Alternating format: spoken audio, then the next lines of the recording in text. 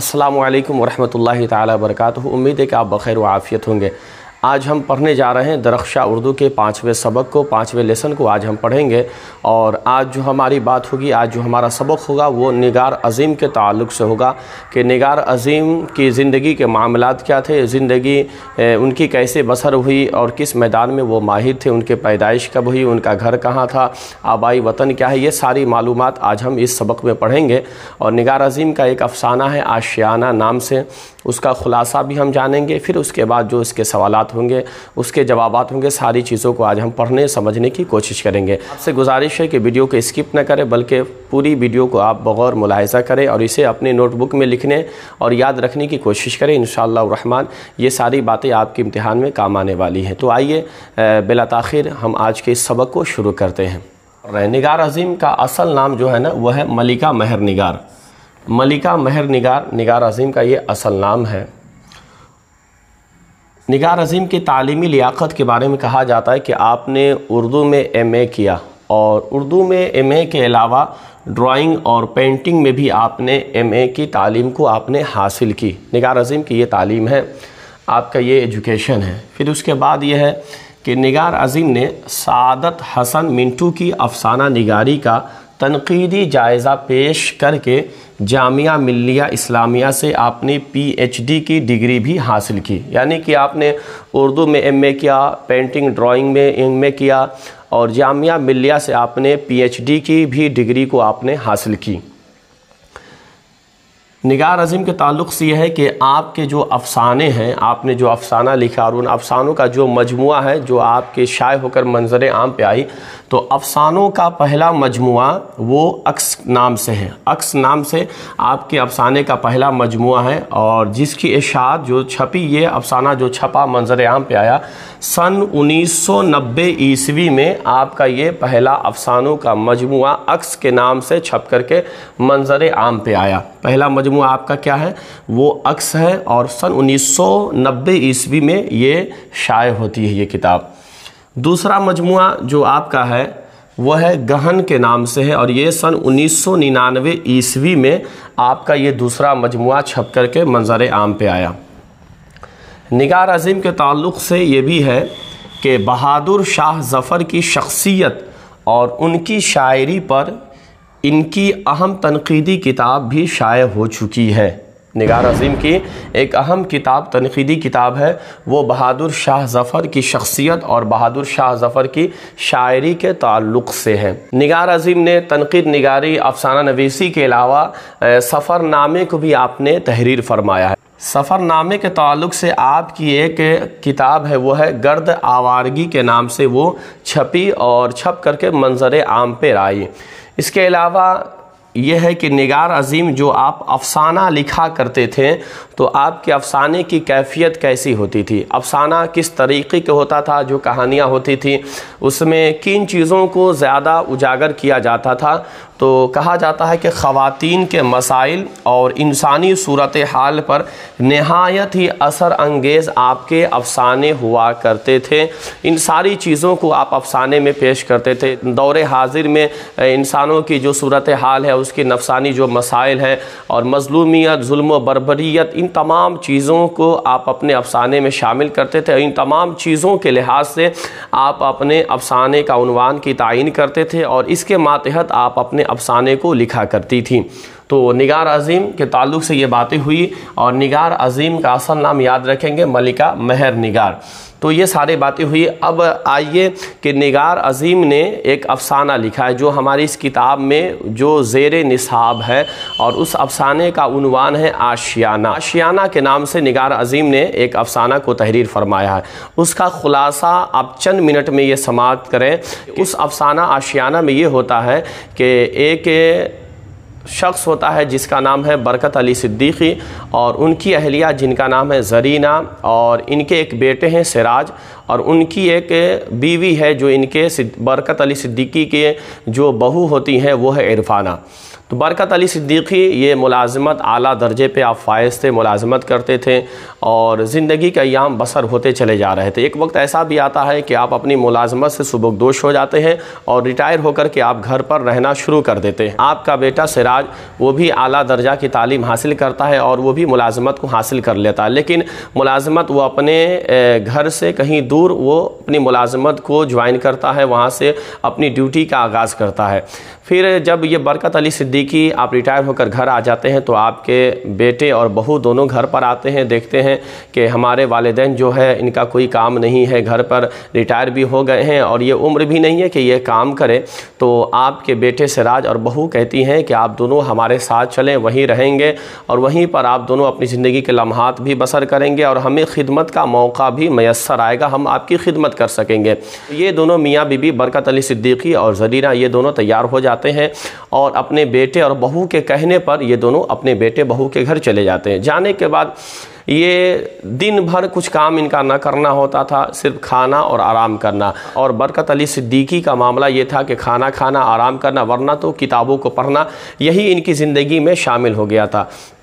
تقریباً 2 مہینے گزرے تھے۔ 2 مہینے کے اس عرصے میں یہ دونوں اپنے آپ کو زندگی میں اکتاہٹ محسوس کرنے لگے کہ کوئی کام کرنا نہیں، یوں ہی بیٹھے رہنا، جبکہ انسانی فطرت ہے کہ انسان کچھ نہ کچھ کرتا رہے ہمیشہ۔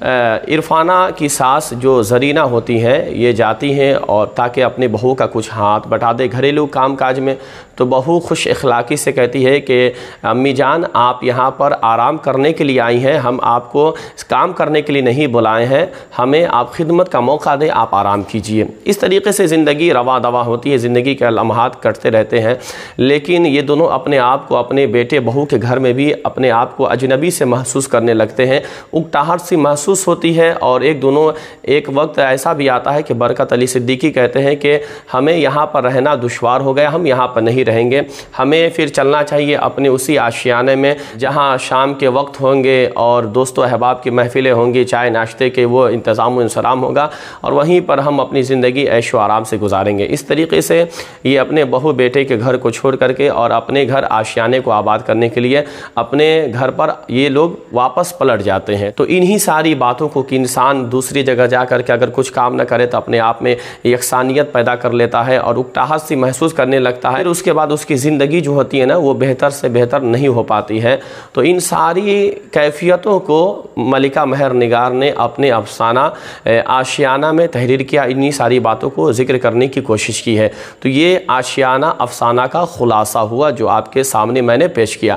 اب آئیے اس کے تعلق سے جو مختصر ترین سوالات ہیں اسے ہم دیکھتے ہیں، پھر اس کے بعد مختصر سوالات ہوں گے اسے بھی دیکھیں گے، پھر طویل سوالات جو ہوں گے اسے بھی ہم یاد کرنے اور اسے سمجھنے کی ہم کوشش کریں گے۔ تو بلا تاخیر چلیے ہم اپنے مختصر ترین سوالات کو ہم اپنے اس بورڈ کے ذریعے لکھ کر کے ہم سمجھنے اور جاننے کی کوشش کرتے ہیں۔ تو یہ ہمارا مختصر ترین سوالات میں سے یہ سارے سوالات ہیں۔ تو مختصر ترین سوالات میں پہلا سوال ہے وہ یہ ہے کہ نگار عظیم کا اصل نام کیا ہے؟ نگار عظیم کے تعلق سے ہے کہ اصل نام کیا ہے، تو ابھی آپ نے پڑھا، اس کا جواب ہوگا جواب ملکہ مہر نگار۔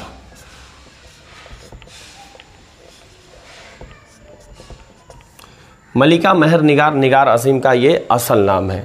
پھر یہ ہے کہ نگار عظیم نے کس کس موضوع پر ایم اے کیا، تو جواب اس کا دیں گے اردو میں ایم اے کیا اور ڈرائنگ اور پینٹنگ میں۔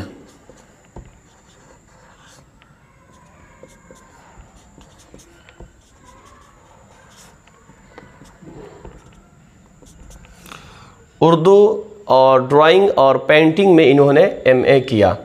اور اس کے بعد سوال یہ ہے کہ نگار عظیم کے اولین افسانوی مجموعے کا نام بتائیں، یعنی کہ پہلے جو افسانے جو شائع ہوئے ہیں ان افسانوں کے نام بتانا ہے۔ تو ایک تو عکس ہے جو سب سے پہلے شائع ہوا اور دوسرا ہے گہن۔ یہ 2 اولین ان کے افسانوی مجموعے ہیں۔ پھر چوتھا سوال ہے کہ نگار عظیم کا مجموعہ گہن کب شائع ہوا، تو ابھی آپ نے پڑھا کہ سن 1999 عیسوی میں یہ افسانہ گہن کیا ہوا، شائع ہوا۔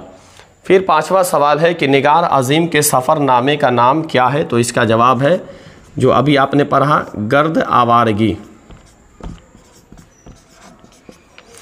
गर्द आवारगी नाम से इनका जो सफ़रनामा है वो शाये हुआ। तो आप इन सारी बातों को ज़हन नशी कर ले और इसकी आप एक स्क्रीन शॉट निकाल लें, और ताकि आपको लिखने में और अपने नोटबुक में तहरीर करने में आसानियाँ होंगी। तो ये सारे सवालात थे और उसके ये जवाबात हुए, मुख्तसर तरीन सवालात के जवाबात हुए। आप इसे ज़हन नशी कर लें और हो सके तो इसकी एक स्क्रीन शॉट ले लें और इसे अपने नोटबुक में तहरीर कर लें और ज़हन नशी कर लें कि ये सारी बातें आपके ज़हन में महफूज हो जाए। अब चलिए हम मुख्तसर सवालात को देखते हैं कि इसका मुख्तसर सवालात क्या है और उसके जवाबात क्या होंगे, उसे भी जानने की हम कोशिश करेंगे।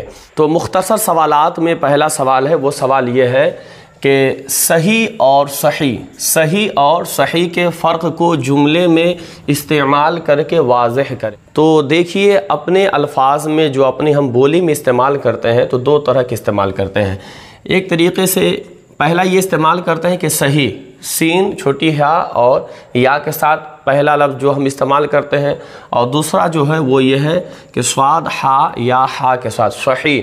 तो सही और सही के फ़र्क क्या है, इसको हमें जुमलों में इस्तेमाल करके जुमला बना करके इसके वाज़े करना है कि इसके फ़र्क क्या है। तो सही का माना होता है पहला जो है सीन हा या के साथ, इसका माना होता है कि गनीमत, ठीक है, दुरुस्त है, चलो मान लेते हैं। तो इस तरीके से जैसे कि हम कहते हैं ना कि बोलने में हम कहते हैं कि चलो तुम जो बात कर रहे हो वही सही है, वो जो कह रहा है वही सही है ना। तो इसको हम ले लेंगे इस तरीके से, वो जो कह रहा है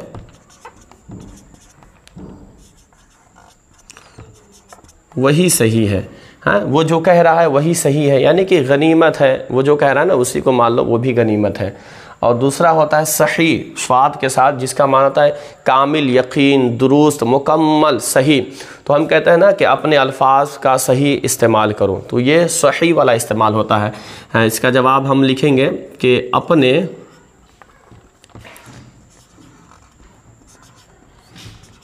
अल्फाज का सही इस्तेमाल करो। हाँ, तो इस तरीके से इस सवाल के जवाब को हम देंगे। सही और सही के माना को सिर्फ हम जान लेंगे। सही का माना होता है दुरुस्त, गनीमत, है ना, चलो मान लेना, ये माना होता है। और सही का माना होता है दुरुस्त, बिल्कुल यकीन के साथ, कामिल यकीन के साथ जिस चीज़ को बोलना है उसे हम सही कहते हैं। तो पहले का जवाब देंगे कि वो जो कह रहा है वही सही है, मतलब गनीमत है, दुरुस्त है, मान लेते हैं। और दूसरा है सही, तो अपने अल्फाज का सही इस्तेमाल करो, मतलब दुरुस्त इस्तेमाल करो, सही जगहों पर उसका इस्तेमाल करो। तो ये पहला सवाल हो गया। तो दूसरा सवाल है कि निगार अजीम की शख्सियत पर 5 जुमले लिखिए। तो इसका जवाब क्या है, आप समाअत करें। निगार अजीम का शुमार उर्दू के अहम तरीन खातून अफसाना निगारों में होता है।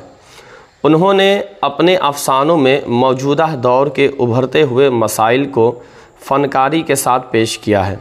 ख़ास तौर से औरतों की मज़लूमियत और उनके मसाइल जो नुमाया तौर पर सामने आए हैं, जिससे आज की औरतों को मौजूदा समाज में जीने का हौसला मिलता है। तो ये दूसरा सवाल और उसका जवाब हुआ। तीसरा सवाल है, वो सवाल ये कि सनफ़े अफसाना पर 5 जुमले लिखिए। उसका जवाब इस तरीके से देंगे। सनफ़े अफसाना दास्तान और नावल की मुख्तसर तरीन शक्ल है, क्योंकि मुख्तसर कहानियों को फ़नी एतबार से अफसाना कहते हैं। अफसाना में किसी शख्स की ज़िंदगी के एक पहलू को पेश किया जाता है। अफसाने की ख़ासियत ये है कि इसको एक नशिस्त में पढ़ा जा सकता है। अफसानों के ज़रिए मसाइल हयात को समझना बहुत आसान होता है। ये मुख्तसर तरीन का ये तीसरा सवाल था और तीसरे सवाल का जवाब था। अब बारी आती है तवील सवालात के। तो इसके तवील सवालात क्या है, हम उसे सुनते हैं, फिर उसके जवाबात को भी जानने की कोशिश करते हैं। पहला सवाल यह है कि सिराज की वालदा अपने बेटे के घर पर उकताहट क्यों महसूस करने लगी थी। तो इसका जवाब हम इस तरीके से देंगे कि सिराज की वालिदा अपने बेटे के घर उकताहट इसलिए महसूस करने लगी कि वहाँ उनकी ज़िंदगी में मुसलसल उकता देने वाली यकसानियत पैदा हो गई थी, जबकि इंसानी फितरत हर वक्त कुछ न कुछ तब्दीली चाहती है। मामला ये था कि सिराज के वालिद अपनी मुलाजमत से सुबकदोश होने के बाद زندگی کی دیگر ذمہ داریوں سے فارغ ہو چکے تھے۔ سراج اور اس کی بیوی یہ کہہ کر اپنے وہاں انہیں لے گئے کہ اب آپ لوگوں کے کام کرنے کا وقت نہیں رہا، آپ لوگ آرام کیجئے، اور یہ لوگ اپنے بیٹے کے یہاں چلے گئے یہ باتیں سن کر کے۔ اب وہاں صرف ان کا معاملہ یہ تھا کہ صرف کھانا اور آرام کرنا۔ سراج کی والدہ گھریلو کاموں میں بہو کا ہاتھ بٹانا چاہتی تو یہ کہہ کر وہ منع کر دیتی تھی کہ مجھے خدمت کا موقع دیجیے۔ ان ساری وجہوں سے یکسانیت پیدا ہو گئی تھی اور یہ اپنے بیٹے کے گھر اکتاہٹ محسوس کرنے لگے تھے، اور انہی ساری باتوں کی وجہ سے ان کی والدہ جو سراج کی ماں ہوتی ہے اپنے بیٹے بہو کے گھر رہنا پسند نہ کی اور یہ واپس آ گئیں۔ دوسرا سوال یہ ہے کہ زیر نصاب افسانہ آشیانہ کے مرکزی کردار پر روشنی ڈالیے۔ تو اس طریقے سے اس کا جواب ہم دیں گے کہ زیر نصاب افسانہ آشیانہ نگار عظیم کا ایک سماجی افسانہ ہے جس کی مرکزی کردار زرینہ ہے۔ زرینہ برکت علی صدیقی کی اہلیہ ہیں۔ برکت علی صدیقی اعلیٰ درجہ کی ملازمت سے سبکدوش ہو کر خوشحال زندگی گزار رہے تھے۔ برکت علی صدیقی کے بیٹے سراج اور ان کی بہو یہ کہہ کر اپنے ساتھ اپنے وہاں ان کو لے گئے کہ آپ چلیں وہاں پر آپ کو رہنا ہے اور آرام کیجئے گا اور ہم لوگ آپ کی خدمت کریں گے۔ اس طریقے سے وہاں یہ لوگ گئے۔ اب وہاں صرف کھانا آرام کرنا تھا، اور گھریلو کام کاج میں سراج کی ماں اگر ہاتھ بٹاتی تو بہو یہ کہہ کر کے انہیں ٹال دیا کرتی تھی، منع کر دیا کرتی تھی کہ آپ آرام کیجئے، یہاں کام کرنے کے لیے نہیں بلکہ آپ آرام کرنے کے لیے آئی ہیں، ہمیں کام کرنے دیجئے، یہ کہہ کر کے یہ ٹال دیا کرتی تھی۔ ایک دن برکت علی صدیقی یہ خود ہی بول پڑے کہ میں آرام کرتے اور کتاب پڑھتے پڑھتے بہت تھک گیا ہوں، مجھے یہاں 2 سال رہنے کے بجائے اپنی کوئی مصروفیت تلاش کرنی چاہیے، یہ ہمارا گھر نہیں، یہ تو بیٹے اور بہو کا گھر ہے، میں اس طرح بیٹھے بیٹھے اپنے آپ کو بیمار محسوس کرنے لگا ہوں۔ اس طرح وہ دونوں اپنے گھر کو واپس ہو جاتے ہیں۔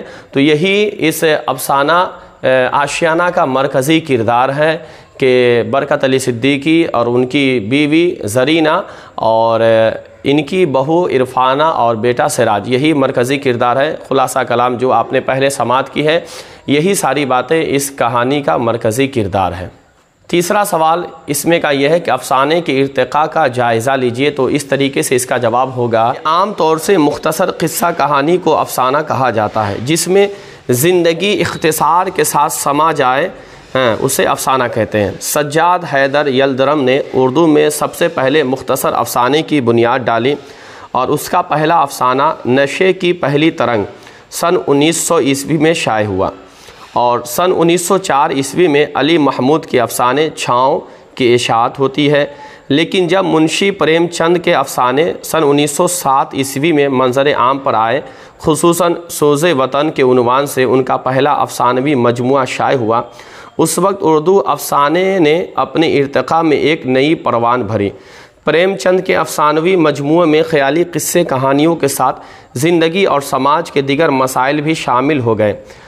اردو افسانے کی عمر بس 1 صدی ہے، لیکن اس صنف نے اتنی ترقی کر لی جس کی وجہ سے اردو نثر کا دامن بہت وسیع ہو گیا۔ اب سوال یہ ہے کہ نگار عظیم کی افسانوی خصوصیت کو بیان کیجئے۔ تو اس کا جواب یوں ہوگا کہ اردو کے خواتین افسانہ نگاروں میں نگار عظیم کی شخصیت بہت اہم ہے۔ وہ اپنے فن کی پختگی میں کبھی کبھی عصمت چغتائی، جیلانی بانو، شکیلہ اختر کے ساتھ کھڑی ہوئی نظر آتی ہیں۔